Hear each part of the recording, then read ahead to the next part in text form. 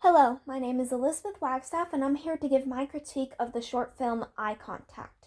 Now, I personally give the short film Eye Contact a 3 out of 5 stars.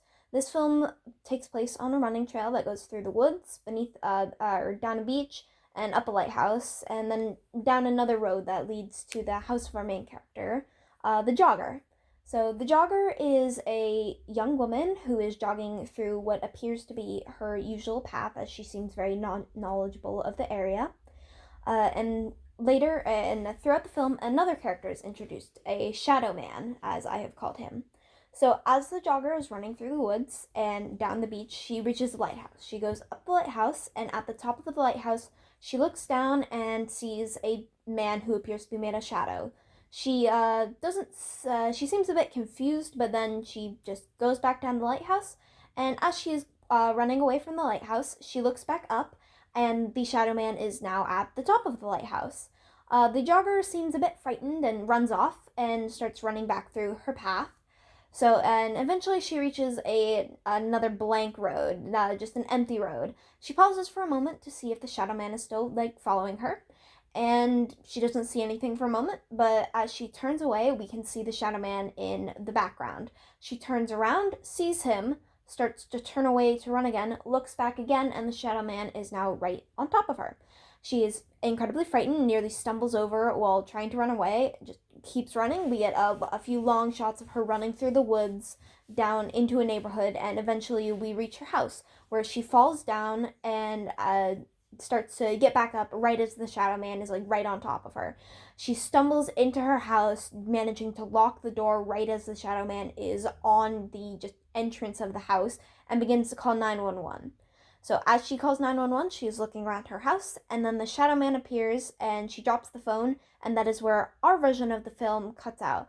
I would like to note that I found the original film on YouTube, and we had about 2 minutes of film cut out for this review, which I personally think was not the best, as those last 2 minutes, in my personal opinion, were the best parts of this short film.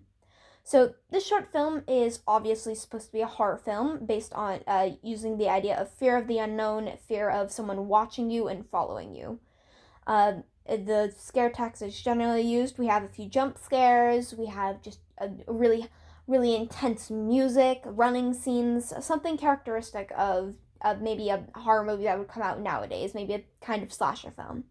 Now, there were a lot of suspense tactics used in the short film, even in the beginning credits. So, when we're being given the list of who made the film and who's acting in it, we see a lighthouse, which is where the action begins, and then we see what is called a tower viewer, which is a pay-to-use binocular, and these are common at beaches. And since the theme of this short film is being watched, we can see that this is implying that that it's pretty much just implying what the theme is. So so those were both instances of foreshadowing. But that's not really where the suspense ends, as both music and audio cues play a really big role in this film, even to an extent where it gets somewhat irritating. So instead of having spoken words, the director instead uses just a bunch of different soundtracks in the film, most notably a continuous orchestra track, which I think was very interesting. So an example of this would be when the jogger is running away from the shadow man after the road scene. The music is a mix of string instruments, presumably violins, and some kind of drum. The strings make short high notes, so someone quickly pulling the bow across it, and while the beats add a low drum, because they're drums.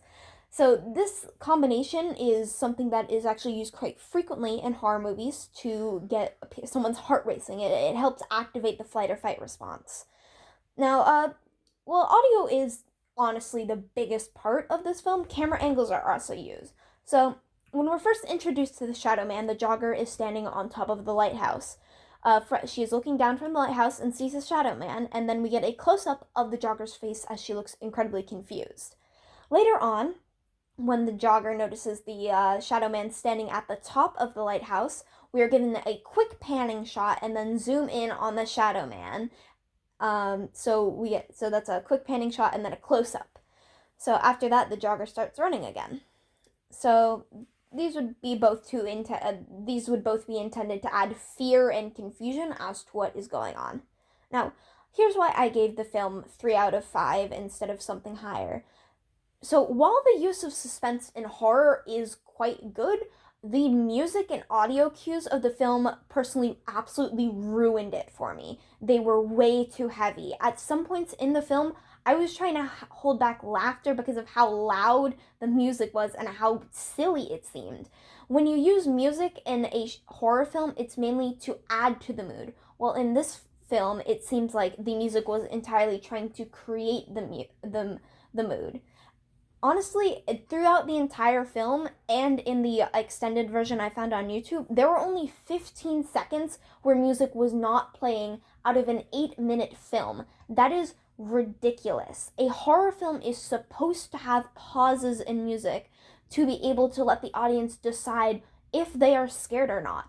While in this film, we are just constantly being told what we are supposed to be feeling instead of allowing us to get that feeling naturally.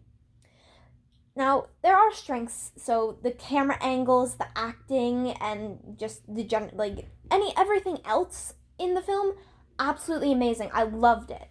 So the only thing I would really change in this, I would soften the music because, once again, it was incredibly loud and overbearing. And I think some use of just general, nature sounds, like maybe hearing the woman running more, hearing the wind would have been a lot better. And I would also lessen the use of the music because it was completely ridiculous how much music was being used. The one other thing I would change would be the special effects for the Shadow Man, as it looked like he was a Google stock photo, and that also was quite hilarious. It is very hard to take your film seriously when the villain of your film is a Google stock photo. Thank you.